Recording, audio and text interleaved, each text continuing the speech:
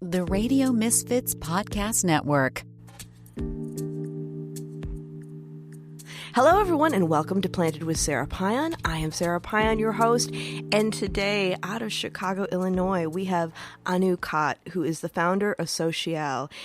It is a dispensary in Chicago. I believe it was the first dispensary that was blessed by a Hindu priest.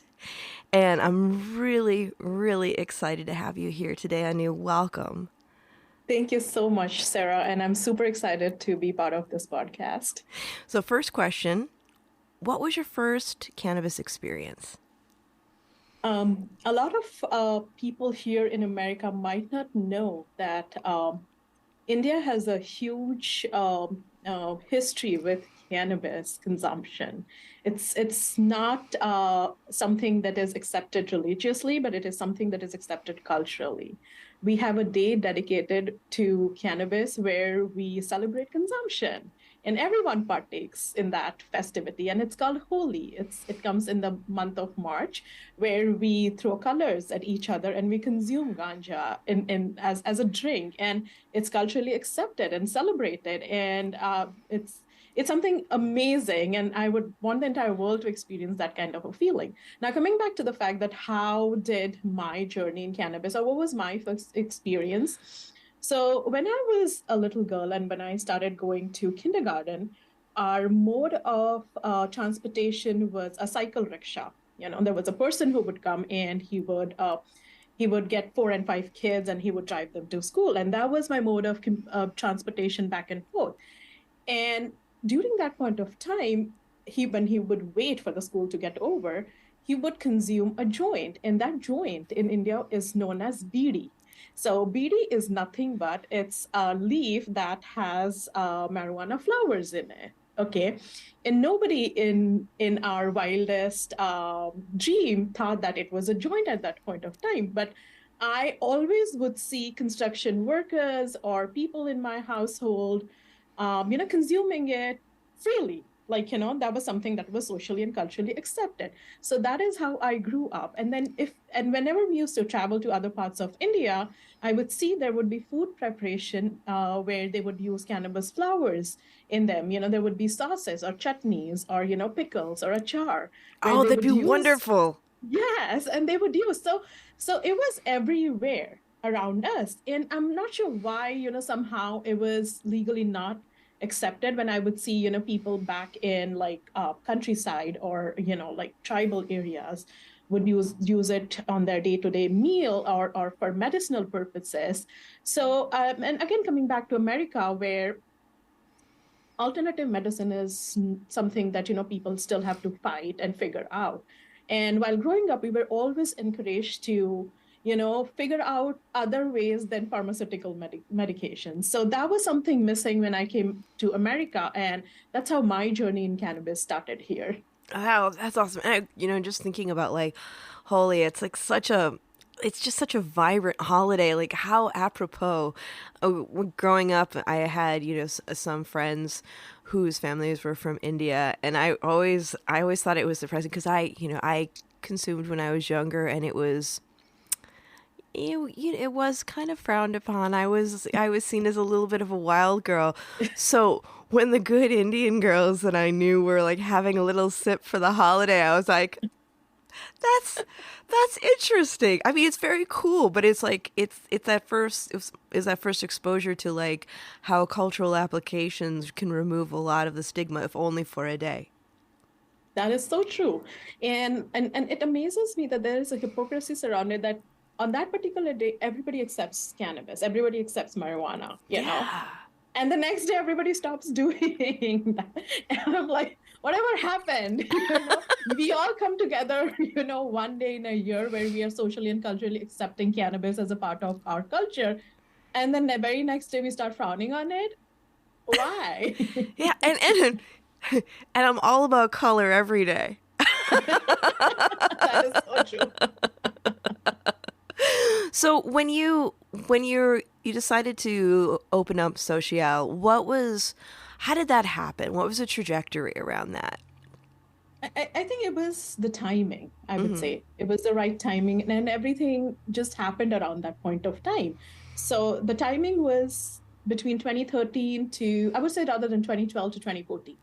That was the period where I had two of my sister-in-law, very dear sister-in-law, go through cancer. And we figured out cannabis was a possibility where they could manage their pain. And we did resort to cannabis. And during that point of time, Illinois also decided to open up their application for medical licenses. So I felt that, it was pure timing, and I took advantage of that timing during that point of time. So we did 6 rounds, 6 applications for medical licenses during 2014, though we did not win any. I was very crushed. I was very disappointed. Because we did give in our whole, and our application did rank pretty high during that point of time. But we kept trying. And again, in 2019, when the state opened up applications for adult use, we did another 18 applications. And with everything that happened with the state of Illinois, which everyone is aware of, we were lucky to win one license. And now here we are with our flagship store in 2023. That's awesome. When you're looking at the landscape of cannabis, one of the things that I've noticed, I too got into cannabis because of cancer. I'm a cancer survivor, and I got into the work when we were still medicinal in California. And as we started to get into legalization, it seemed like a lot of people thought that medicinal was almost just the way to kind of maneuver into legalization, not realizing that the advocates and activists that have been working so long and hard were very serious about it. They weren't joking. It wasn't like the jokes back in the day of, oh, I'm using it for my glaucoma, wink, wink. They were very serious about it. And so now, we're seeing people that are starting to step up again and say, no, like we need, the reason that we went for, medicinal use being legal was because people have needs. And now that we're getting into legalization, we're forgetting about the needs of the patients. How have you been navigating that in Illinois? Like what's been going on with what you've been seeing there, and how do you in your dispensary help still create that culture of medicinal use? So it all comes from education. Absolutely. How do you educate your bartenders? How do you educate the people who are on the floor to identify your consumer, the art type? Who are the consumers who come here only for certain needs, and who are the consumers here just because, they want to experience cannabis, right. Not to label anyone. Right. Okay. Yeah. Yeah. So it all comes from education. You have to, so education has always been very, our main area of focus and an area of importance for us, So we always tell our bartenders to be patient, to hear consumers, and then direct them to the right product.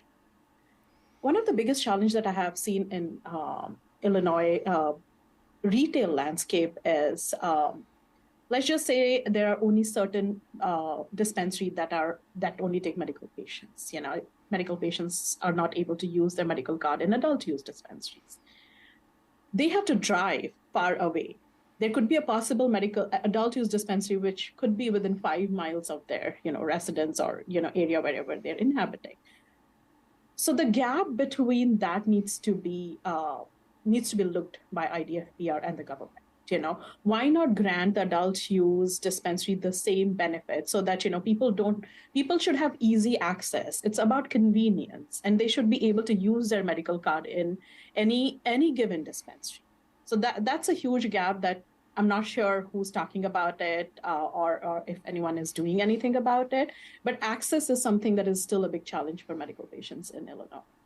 Now, in Illinois, is there a difference in the amount that a person consume, the pricing, the products? What's the difference between medicinal and adult use in Illinois? Because for our listeners out there, every state is different with these differences. Yes. So we have out of state and in state, per week consumption for flowers and concentrates and edible. And it completely becomes half for out of state as well. But the medical patients have certain discount, which means that they don't the dispensary doesn't have to pay taxes. So, okay, so making it pretty clear here is the difference between adult and medical is the tax that is levied on the dispensary. Uh, Medical patient, so when a person comes with a medical card, the dispensary doesn't pay the tax to the state. So it saves them a certain amount of money. Mm-hmm. On a consumption wise, it's fine. On the percentage that they can take home per week is the same. Okay. Adult use doesn't have the same thing. So we are not able to give the same discount that a medical dispensary will give a medical patient.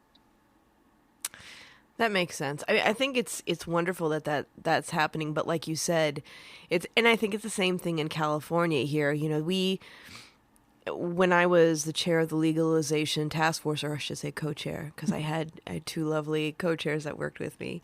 When legalization occurred, we made it so in San Francisco, people who wanted to have the adult use licenses had to keep their medical for at least 2 years to be able to preserve that. And I think that, you know, our policymakers aren't understanding how incredibly important it is to have something close by. Like when I was sick, the dispensaries that were near my house were medicinal, but they were, how do I say it? They weren't places that I felt comfortable going. And it wasn't that there weren't great people there.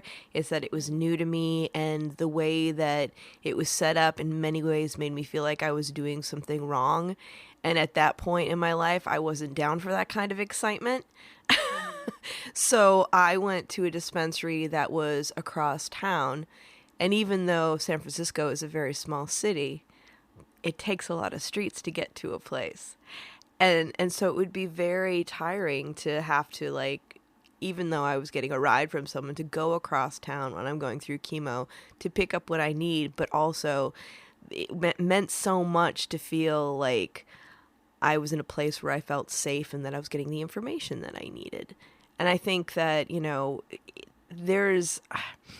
I think that there's a big disconnect with our policymakers around medicinal use, because even when we got into legalization here in California, it was like, oh, everyone's going to come in and they're going to, you know, purchase stuff just to get high. So we've got to, like, you know, batten down the hatches and, like, really, you know, change all these things. But what I observed, and, you know, it's been a few years since I've been on a dispensary floor, was that more and more people were actually coming in and saying, hey, I never wanted to have the conversation about a recommendation with my doctor. I was nervous about, you know, having a record of it, because even though they say that it's anonymous, I don't know that for sure.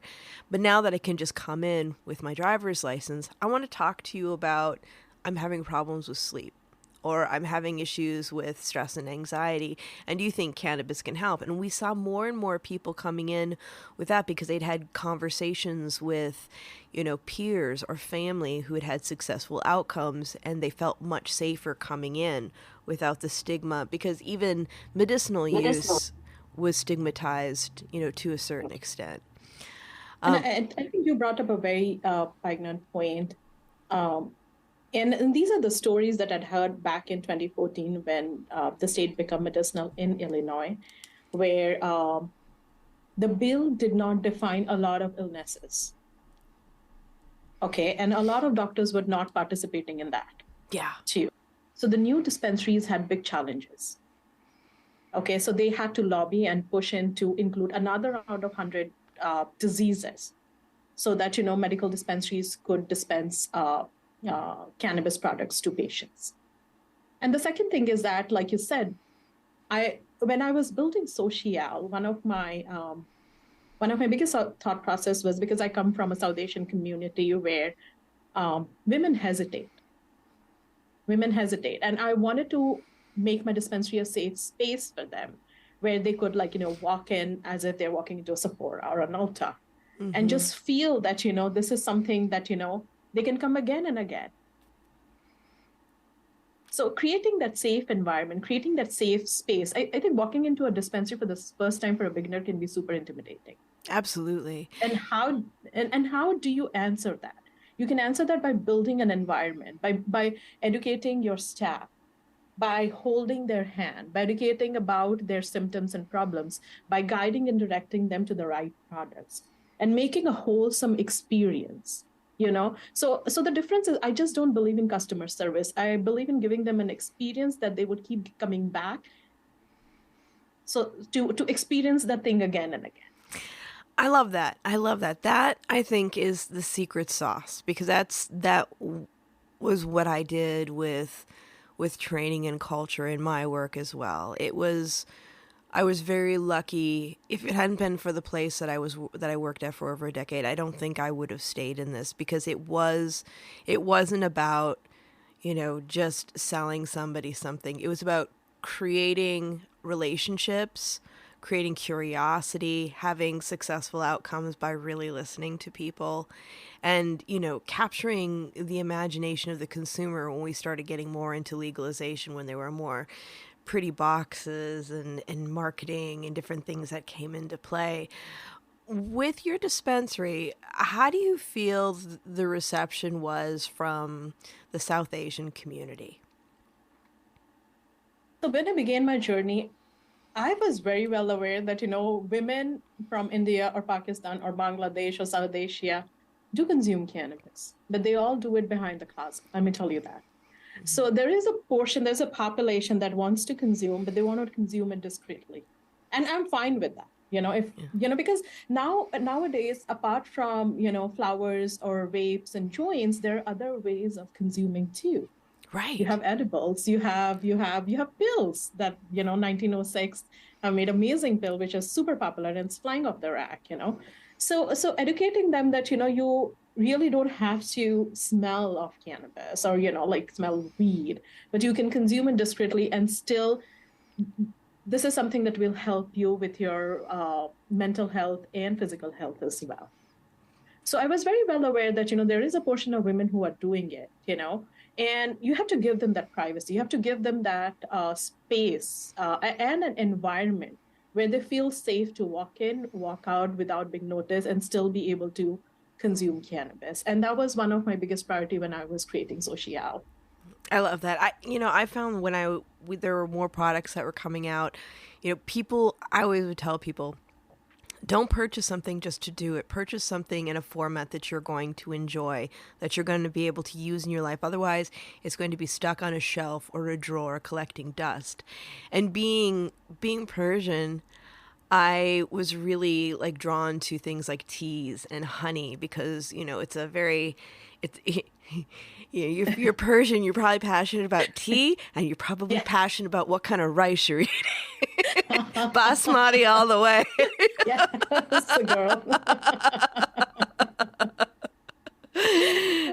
And I love seeing, the one thing that I've really enjoyed is the creativity in a lot of the edibles and products, especially when, people from other cultures have come into the space and they put their own flavor on it, where it's like, oh, wow, there could be something that has cardamom and rose in it, or, just the different combinations of herbs and spices, or just mode of use. There's a brand in California that does an amazing Turkish delight. I don't even like Turkish delight, but I love their product because they've put this really interesting spin on it. And it's the creativity that comes along with that, with all the different lenses that people from different cultures have to contribute, I think is truly a beautiful thing. I so agree. I so agree. And we really need to encourage it. I think encouraging and showing, there has to be a model. People like us, we do consume. Mm-hmm. And they need to speak about it, and it needs to be shown. And people like you who do podcasts, there are other journalists who are now showing brown face, are talking about, South Asian journey in cannabis.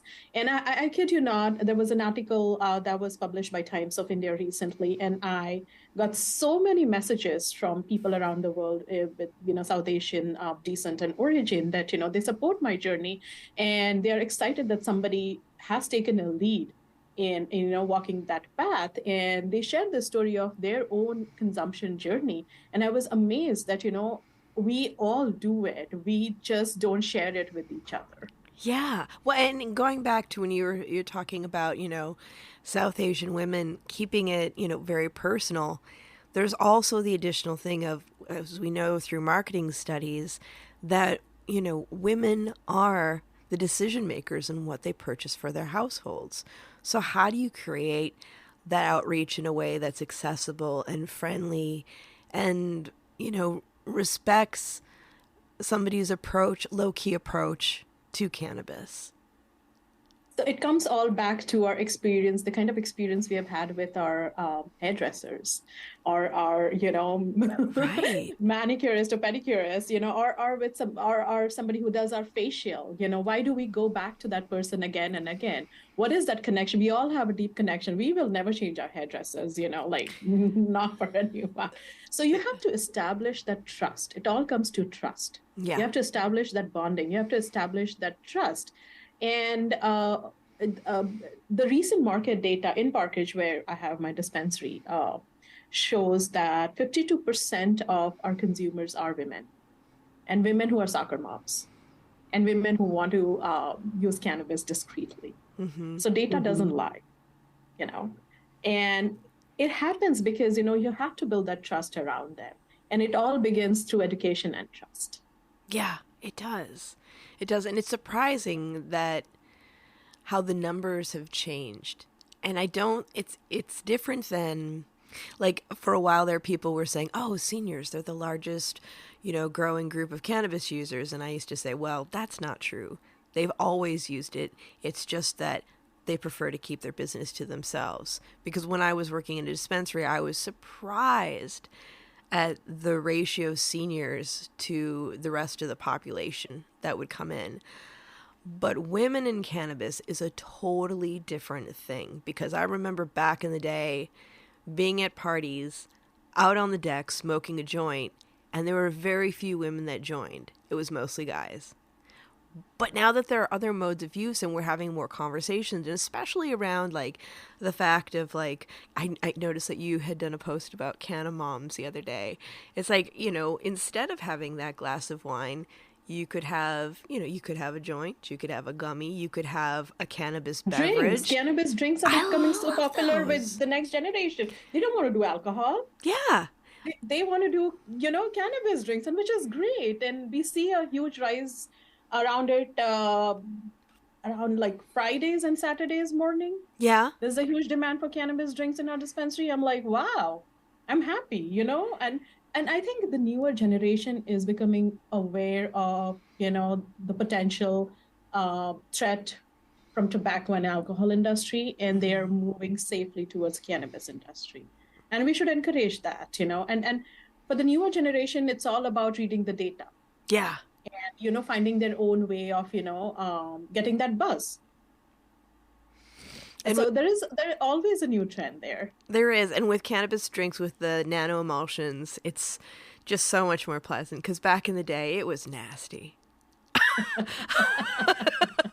I mean, I applaud the early efforts of people, but when you had like a thick sludge of like cannabis something on the top of your cup, that was just nasty. And then when we started getting into these newer nano emulsified beverages, a lot of people who had been in the industry for a while were like, especially people with higher tolerances, are like, that's not going to work. That's never going to happen. And it's like, well, I appreciate your lens, because you represent a certain population of people, and that's always going to be true for you, or maybe not, but you know what I'm saying. But for people to access other people's interest and to have them experiment, they need to see something that they're comfortable with. And I found that, beverages, though they were slow to pick up, now that more people are into them than ever before, it's actually one of the friendliest, easiest ways for people to try it for the first time. Like last year, I had Michael Steele, a former lieutenant governor of Maryland, on the show, and we were talking, and he's never used cannabis, but he's a huge proponent of it because he's seen how medical cannabis helped members of his family and people who are close to him. And we were talking about it. And I was like, would you ever try? And he's like, well, maybe if it was in a beverage. I was like, it is. Come visit me and I'll make you the cannabis cocktail of your life. Like, let's do this. But it really is. Format is such a huge thing. And it's like, what was it, the other day, Snoop Dogg said that he was no longer smoking. And I turned to my husband and I said, but I bet I don't think he's cutting out cannabis out of his life. I'll bet you that he's found another way that works better for him. And I think this industry is becoming very innovative, and I really like it, and I'm appreciating it. It's also catering to a lot of people. The industry is also understanding the consumption pattern and the customer archetypes and what matters to them. So it's not sticking to its traditional form of consumption, and it's becoming innovative and moving to it. There's a lot of innovation needs to be done. I agree. I would like a little less sugar in edibles, honestly. Yeah. For real. I get that. But yeah, I love my edibles, like I do it every night, and it helps me to sleep and calm my mind down and helps me with my meditation. But I'm also seeing a lot of trend with the newer generation, and they are appreciating the new innovative ways of consumption.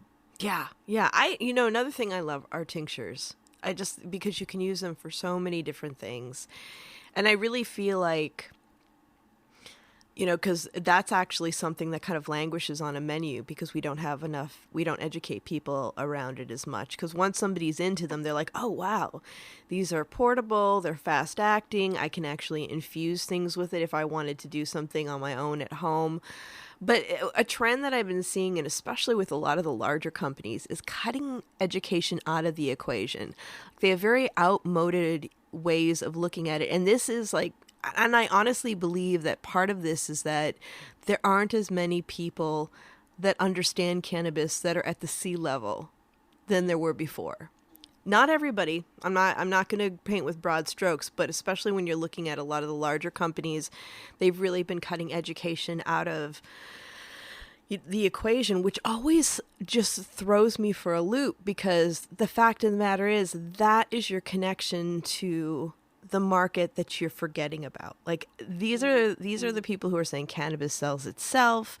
They're definitely like leaning on old tropes of cannabis culture, which exist and are real, but they do not apply to everybody. It's actually a really small portion of our population, and people want to be educated. They want to understand and be empowered and have a safe container for experimentation. Like the company that I was working for, I used to do education every 2 weeks. And I would feature 10 products that were pertinent to the conversation. I had 7 different classes. We pulled the sales reports after the classes because we had a banner on the menu with discounts on the products, and the volume of product that was sold through education, whether it was just me talking about the application for whatever subject matter we had that evening, or if I was doing a deep dive with somebody who had created the product and really like kind of geeking out on like, why is this important and what are these cannabinoids and how can people use them? It captures the imagination, it creates conversation, and not only does it help with engaging people, but it also makes you a trusted source, because it's not just about getting people in the door. It's about having them come back and creating that and having, I remember somebody once said to me, I could get my cannabis somewhere else for less expensive, but I come to you because you educate me, you treat me with respect and compassion, and that means the world to me. I will pay extra for that. That is so true. So I'll take you back to India on that aspect. In India, Ayurveda does... it's the biggest proponent of cannabis, and only Vaidyas are the Ayurvedic doctors who can dispense cannabis to patients. Now, Vaid are people who have studied medicine, who have studied Ayurveda. So when you bring that concept here, who are your Vaid here? Your Vaid are your butt tenders, your agent in charge, the people who are on the floor. And if they don't know the science behind what they are selling, or, what the product is, then you're failing yourself as a business and you're also doing a disservice to your consumers. So in our dispensary, what we have done is we have done a social 7 sales plan. So it's so we have divided into 3 components, the entry vestibule, where how you welcome people and you guide them to the floor. Then you have roamers and salespeople. And then the third component is your POS, the person who's going to check the customer out. Now the second component, the roamer is the biggest, the selling factor. And people who are roamers are people on the floor. We encourage them to pick one brand or one cultivator in each category, flower and vape and edibles. And you educate yourself on that category. That's your education for the day. You learn everything about the product. And that's where you push. That's the only brand that you push for the day. And next day you switch, you go to a different product. So that way you're educating yourself about the symptoms and, what is the condition that you can, that particular product can help, and also educate people about dosing. And that is something that I feel that, it's missing big time in our industry. Nobody prepares products that has microdose in it, So you have to let a beginner or a first-time consumer know how to even dose. If they have a bad experience, they're never going to come back to you. Right. Initially, if my husband did.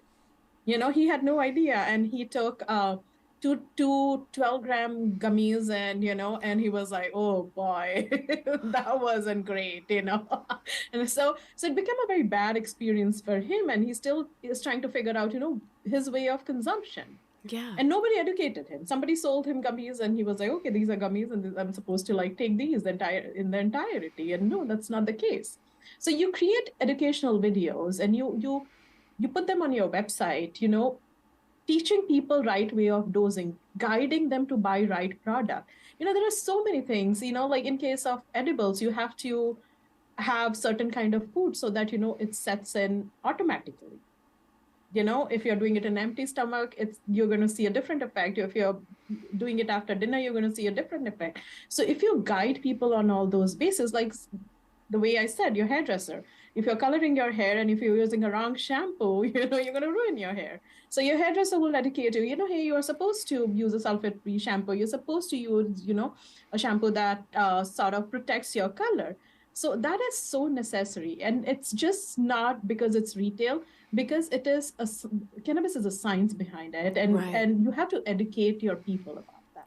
Well, and also I think that, it's funny because I see I'm on the state cannabis advisory committee, and I chair the medicinal use committee.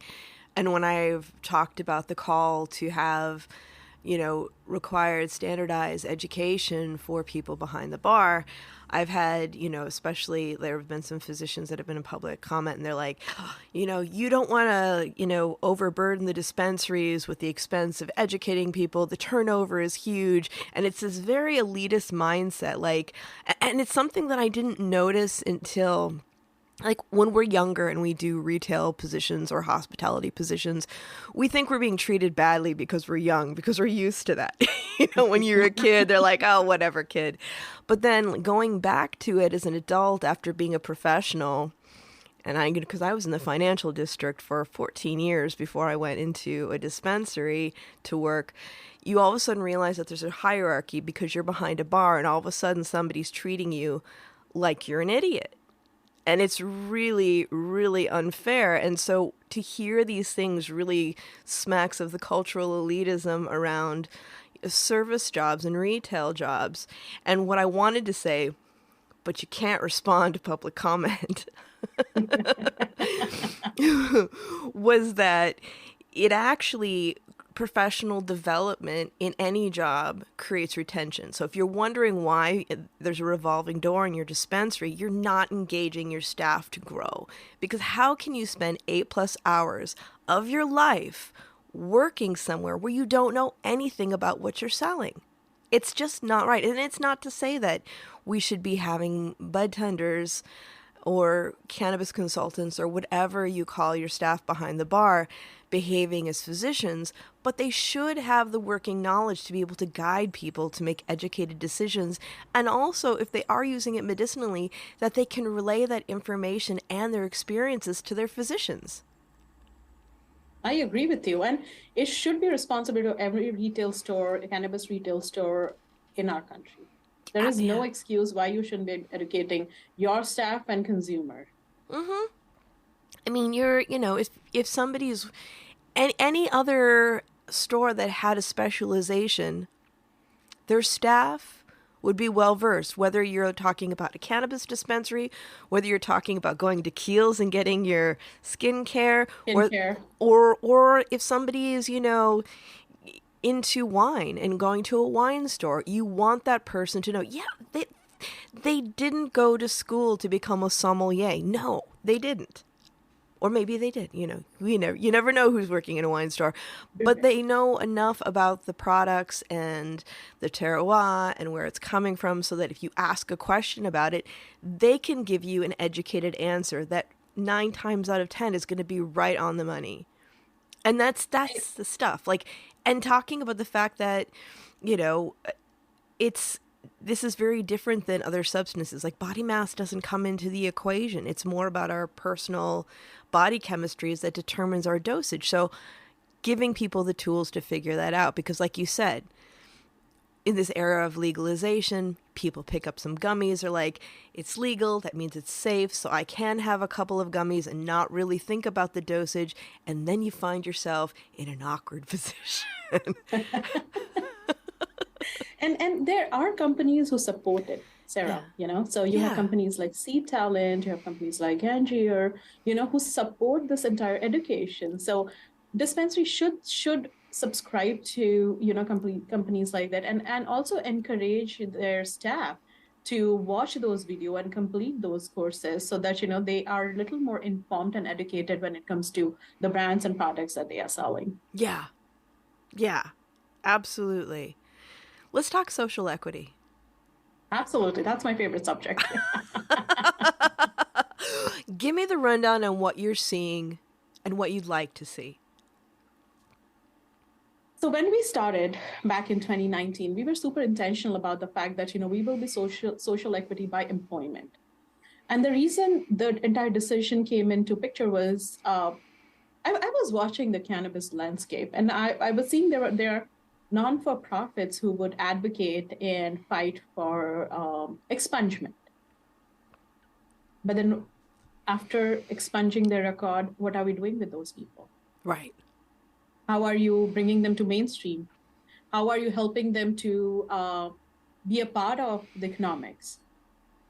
How are you helping them to be proud of an industry where during certain point of time, they or their family members were put in jail?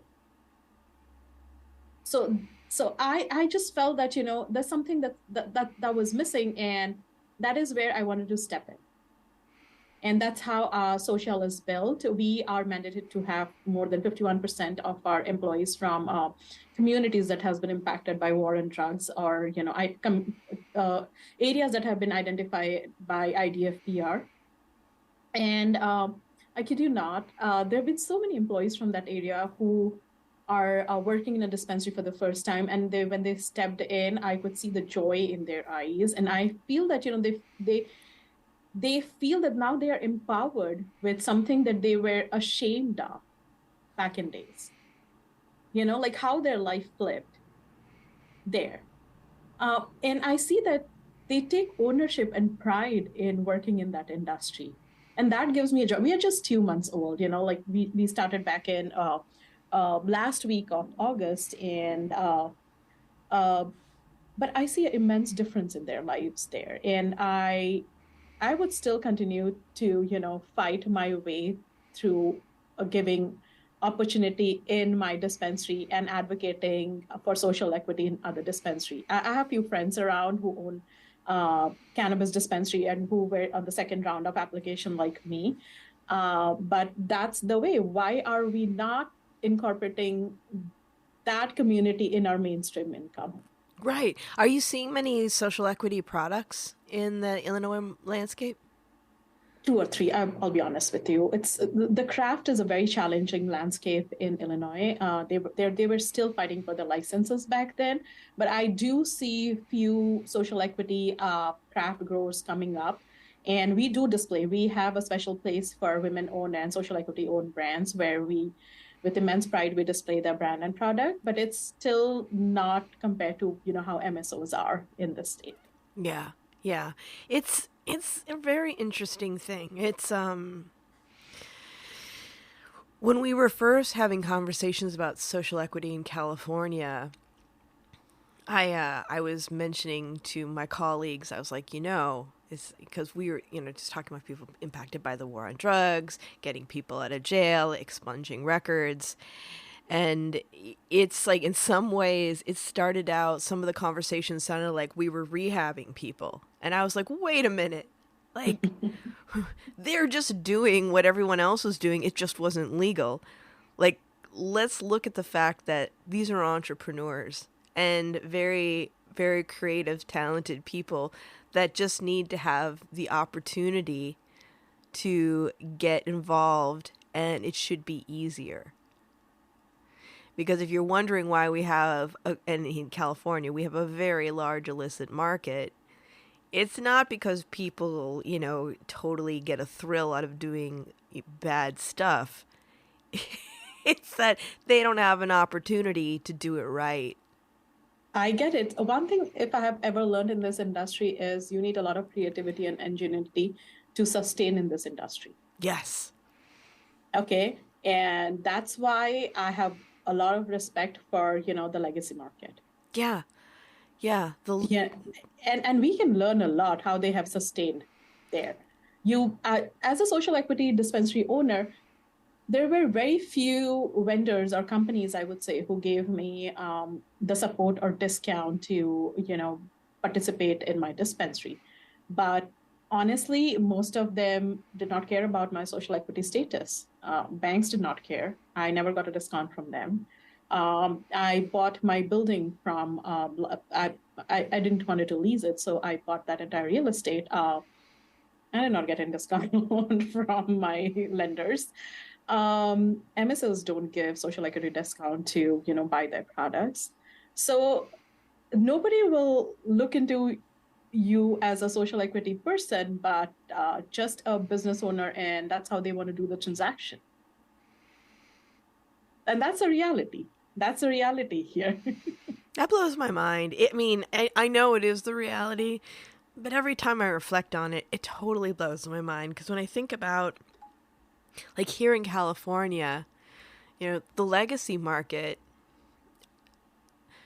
they're being so much more creative. Like, you go into a dispensary and you kind of see the same thing all the time now. It's like whatever is the hot cross is it. And there's variables on that cross. You have different things that are coming up, but it's never as creative as what people are doing in the traditional market. And it's like, it just blows my mind. And I just don't understand how we can't have more room for that type of ingenuity and creativity and really supporting it. I guess I do, because in this day and age, with the way things are going in our country, it seems like everyone's just like, run as fast as you can. Everyone's out for themselves. Good luck, buddy. Let's see. If we don't care about where you come from or what your struggle is. It's just like all out for me. And I see, like, it gets me, because the industry was not like that before. There was definitely more cohesiveness and appreciation, and I think appreciation for the struggle too, for people who had worked really hard and had come across major roadblocks, or even had done time. And it was like, these were not that I don't wish those kind of street creds on anybody, like, honestly, but it's just, it seems like now it's not, I can't even say it's a sanitized version of cannabis, because there's still a lot of dirty stuff going on. I agree with you. And do you ever wonder why the landscape changed and what happened there? I think I know why.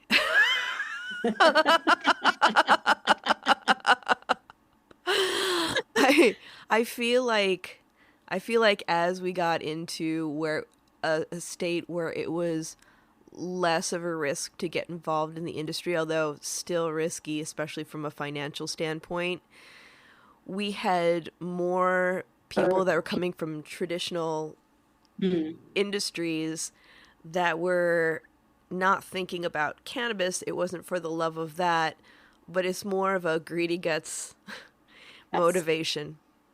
Absolutely. And also the component of 280, let's not forget that that makes everything incredibly hard for, you know, the legal market. Yes, absolutely. And the banking. And not and none of the business will be successful, until unless we get rid of 280.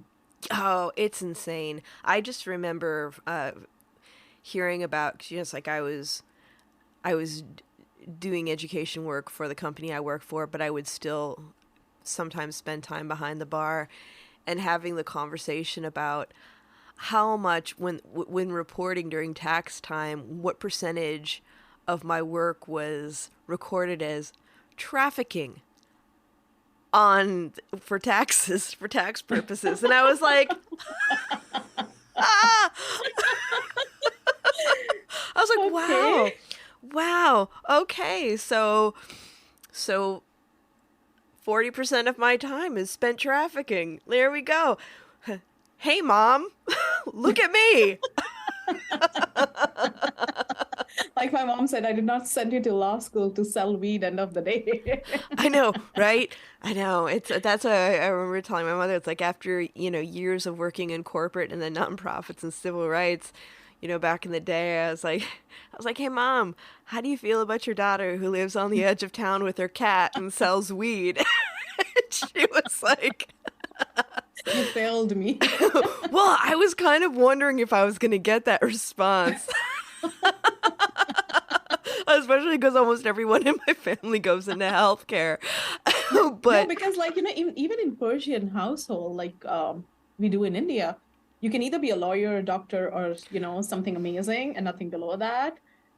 You have to be really good in math, yeah. and you have to be proper. You have to marry to a certain person who qualifies per your parents. So I think culturally we are very similar. Oh, very Uh, much so. I yeah. mean, to the point that it's like it's a running joke, right? It's like when you find out your friend who's like Persian or South Asian isn't a doctor or a lawyer, you're like, how are your parents?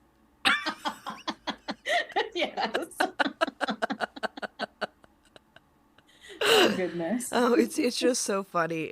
I mean, and I especially coming from our cultures, I really applaud people who find their own way to do something else. It's like, That is true. And then imagine like for me being like honestly a brown woman stepping into this industry and people trying to, digest the fact that, we sell drugs that's still Schedule 1. right, right. Well, and so when I was going through your bio, one of the things that really struck me was, your dedication to the work of flipping the script about how cannabis is culturally seen for the South Asian community. How do you what are your thoughts around that? How far have we gone? What are your hopes around that? I just feel like, when you have those kids in high school and they become brave and they voice something, and then you have group of kids who side with them because they feel that you have somebody who is powerful enough to voice that particular uh, taboo or stigma. I just feel that I am at that point of time where I see support, but those most of those support are pretty invisible from our community. They still don't want to talk about it, but they silently support me, and they feel that I'm doing an incredible work. But there's a whole lot of education that is missing here. People don't even know the difference between THC and CBD. I'll be honest with you here, Yeah. and I, I'm talking about basic, like basic. And they would come up like, oh, but then those products are available on Amazon. I'm like, Yeah, but that's not what I'm doing. So I haven't even gone beyond basics when it comes to, making people understand what I do. Right now, forget about educating them on cannabinoids or, conditions and symptoms. So so having like a pharmacy or something is looked upon amazing in our community. And you will find a lot of pharmacists in South Asian households. So they feel that it's great to have a pharmacy. That's what they understand. Most of the people they understand, and then I'm selling controlled drugs. But there's a whole lot of misinformation around it that needs to be talked about, and that needs to be corrected. Yeah, yeah, absolutely. I mean, I think so, especially from our cultures, like, where doctors, lawyers, teachers are all revered. It's like getting information from them makes it okay. And that also is very true just of like culture in the United States as well, especially with older generations. Like I remember when when Sanjay Gupta came up with his documentaries, it was how many? I think there was it was a series of 3. I know there were 2 for sure. Mhm. But having this woman in her 80s come in the store and she's like, I've never tried it before, but if Dr. Gupta says it's okay, I'm all for giving it a test drive. And I was like, Yes. yes, listen to Dr. Gupta. See, he said he was wrong. He changed his mind. He used critical thought. Dr. Gupta says, use critical thought. That is so true. That is so true. And I think the more we talk about it and make it, it's like basic things like social media will not support cannabis. So Oh, no. how do you reach? Like what is your outreach when the platforms who will not support your voice of activism or advocacy? So we need more support in those terms to outreach more people, more audiences out there. It's a struggle, I know, but we'll still keep going on. Yeah. Well, and I think that, when you're able to reach at least a certain amount of people and they have successful outcomes or satisfied with the results, I always say conversation is normalization. It's just where, people share information and they're like, oh, well, so and so had a great experience. And then that's when you turn the conversation. You're like, it's great that you had that conversation. What works for them may not work for you, but let's figure that out. Let's what piqued your interest? What is it that you liked about that? And now let's pull it back and create this fertile landscape for you to try it for yourself and see what's going on.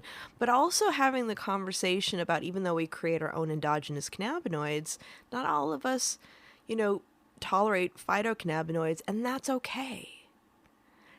Because as human beings, I think it's only natural that when something doesn't work well for us, we become like the evangelist around the negativity of it. It's like, oh, that was horrible. I had a bad experience. You don't want to do that.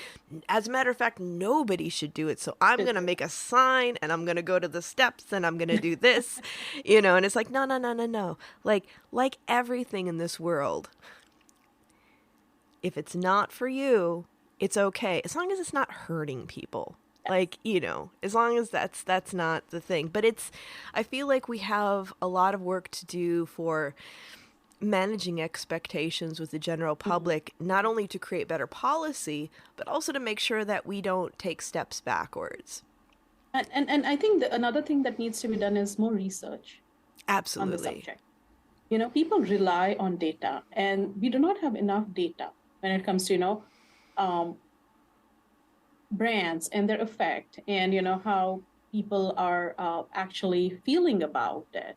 End of the day, if people see ready data available on internet, it'll be easier for them to make decisions, Yes. because there's a whole lot of no information available readily, because there's not a whole lot of data and research that goes into cannabis. Well, and for the average person to go into PubMed and go through that research it's intimidating, and you don't know, like, it's like, is this a human trial, is this an animal Yeah. trial? And then there's also, like, and this is where you can tell that I went to hippie college, the colonization of research data. Like, you can, Mm, the lens through which you see the research, your controls, what the pool is, like that has a lot to do with it too. Like, I mean, when you think about some of the earliest research, it was done under the guise of creating, you know, data around the harms of cannabis. Even if the researchers really weren't meaning to do that, they had to put it in that language so that it would actually get supported. And then they'd find positive things about it, which is quite often what they were hoping the outcome was going to be, even if they were trying to be as neutral as possible. And then that information getting squelched. And it's like, so I just had a really interesting conversation with the COO of Avextra. They're out of Germany. And he was talking about the fact that they're looking at, they have two tiers in their business model, and there's the selling of the product, but the sale of the product actually supports their clinical trials, and they're in phase 2 of some of their clinical trials. And I think that the more companies that are able to participate in a model like that will give us better information. But there's still the anomalies. Like, you know, I've worked with thousands of people, and I can, you know, and because of that, I'm lucky enough to see the anomalies of when somebody trips out on a 30-to-1 ratio of CBD to THC, which isn't supposed to happen, at least for the majority of people. Yeah. But then that's when we have the conversations about brain chemistry and neurodivergence and how different we all are. So let's create that safe container for experimentation to see what's going on, because we know how the average person responds. Yes. But deeper study and research and surveys need to be done in this industry. Absolutely. So before we close, because we've gotten into some really great meaty stuff, what are some things that you're excited about in the future for the industry, or in your state in particular, anything around that? Because I love talking to you and getting your insights on this. I'm still learning. For me, I think I'm still a beginner in this industry, and I'm learning about the landscape. I'm learning about the business. I'm also learning about people and their patterns of consumption. So the most I'm excited about is more learning in this industry. I'm also excited about educating people. So there is a huge gap that I saw was when it comes to retail leadership and corporate leadership. You know, like retail leadership works in the business and corporate leadership work on the business. So I'm on a mission to merge both. I want to educate my retail leadership to understand what it takes a business to be successful. So which means that, you know, you guys have to sort of learn more about financial analysis and participate in the profit and loss of the business, just not the managing the dispensary, but, you know, like leveling them up. My GM and AGM, they're excellent in managing dispensary, but I think they're very clueless when it comes to running a business. And I do not see a difference there. So educating, upskilling, leveling people is something that, you know, I'm super excited about this industry. And for Neil and I, my husband, his name is Neil, building this entire cannabis company was our way of saying thank you to America for fulfilling an American dream. We both came to this country with our college degrees, with no resource, no network, nothing.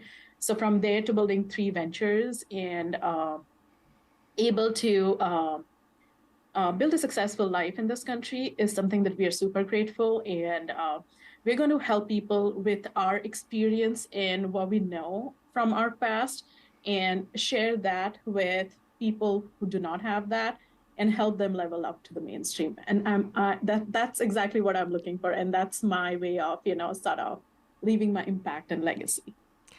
It sounds like you're paying it forward by planting seeds to really like help cultivate some amazing leaders to go forward in the world and do some wonderful things for themselves. I am, and I'm super excited about my journey as well. That's awesome. For people who want to learn more about what you're doing and stay in touch, how do they get a hold of you? Where are you on social media? So I'm present on LinkedIn and Instagram both. But I talk mostly about cannabis on LinkedIn. That's a very friendly platform. Instagram has already slapped my hand. So Welcome to the club. yes. Oh, by the way, my bank accounts were also closed. So I just felt that, I have reached that point. So you can find Socíale at Enjoy Social on Instagram and LinkedIn, and Annu Khot on LinkedIn. And our website is socialdispensary.com. Annu, thank you so much for joining me today. It was a pleasure talking with you, and I'm really looking forward to seeing how everything grows for you, and come back anytime. Thank you, Sarah. I really, truly enjoyed our conversation. Thank you. Thank you so much. And everyone, remember, if you like listening, please give us a review, share it with a friend. Let us know what your favorite episodes are. And if you'd like to stay in touch over social media, we are Planted with Sara Pion on Facebook and Planted with Sara on Instagram and Twitter.